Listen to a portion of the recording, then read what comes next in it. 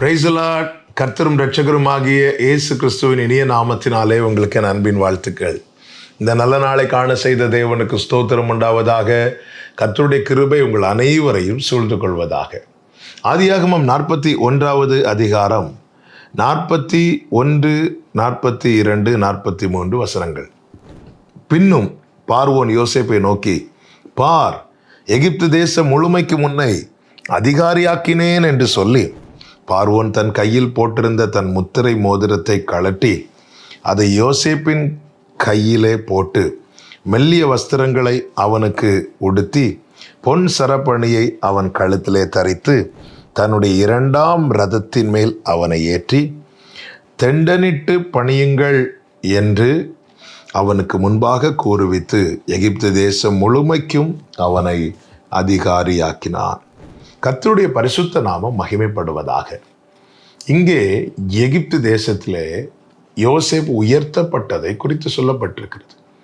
அங்கே அவனுக்கு கொடுக்கப்பட்டவைகளில் ஒன்று என்ன தெரியுமா? மெல்லிய வஸ்திரம் அவனுக்கு உடுத்தி, அதாவது அந்த உயர் பதவியில் இருக்கிறவர்கள் அணியக்கூடிய வஸ்திரம். பார்வோனுக்கு அடுத்ததான ஒரு ஸ்தானம் வரைக்கும் யோசேப்பு இப்பொழுது உயர்த்தப்படுகிறான். அவன் அணிய கொடுக்கப்பட்ட உயர்ந்த வஸ்திரம். யோசேப்பு வஸ்திரம் என்று சொல்லும்போது யோசேப்பின் ஆரம்ப காலம் நமக்கு நினைவுக்கு வரும். அதாவது யோசேப்புக்கு 17 வயதான போது யோசேப்பின் தகப்பன் யோசேப்புக்கு ஒரு பல வர்ண அங்கியை செய்வித்து கொடுத்தான். அந்த அங்கியை ரொம்ப நாள் யோசேப்பால போட்டிருக்க முடியவில்லை. கொஞ்ச நாளிலேயே அந்த பலவர்ண அங்கியை சகோதரர்கள் பறித்து பீறி போட்டார்கள். இப்பொழுது யோசேப்புக்கு வயது 30. இப்பொழுது யோசேப்புக்கு ஒரு அதிகார வஸ்திரம் கொடுக்கப்படுகிறது.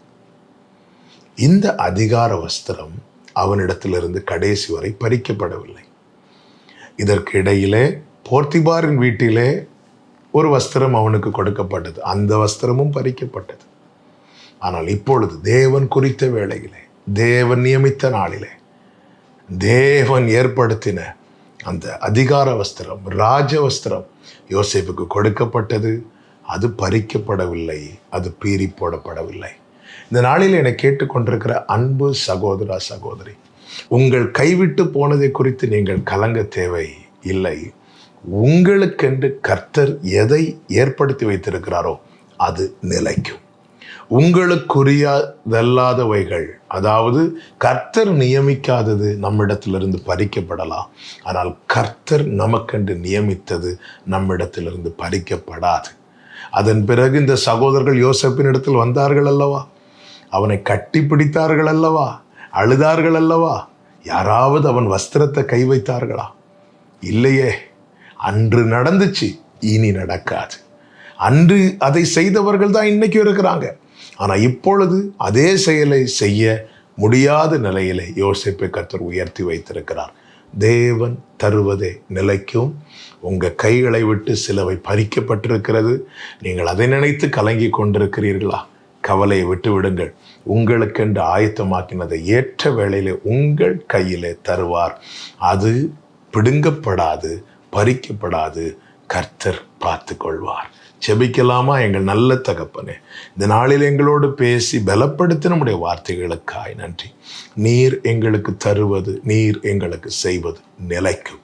இந்த நம்பிக்கையில முன் செல்ல கிருபை தாரும். இயேசுவின் நாமத்தில் பிதாவே, ஆமென்.